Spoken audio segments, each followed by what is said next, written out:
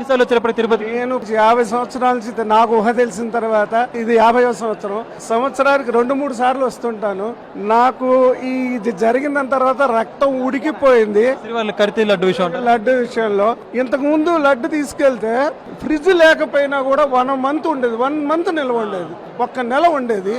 1 నెల పాటు ఆ ఫ్రిడ్జ్ లో పెట్టకపోయినా ఉండేది. గత కొంతకాలంగా నేను రెగ్యులర్ గా వస్తున్నాను కాబట్టి ఖచ్చితంగా చెప్పగలను, గత 5 సంవత్సరాలుగా లడ్డు అసలు తీసుకెళ్తే ఎవరికైనా ఇద్దామంటే కూడా అది 2-3 ఇక్కడ తీసుకెళ్లిన తర్వాత 3 రోజులకో 4 రోజులకో ఇంటికి వెళ్తాము. అప్పటికే పాడైపోయినట్టుగా అనిపించి వెంటనే ఇచ్చినా కూడా పాపం వాళ్ళు కూడా ఏమిటి ఇలా ఉందనేటువంటి పరిస్థితి.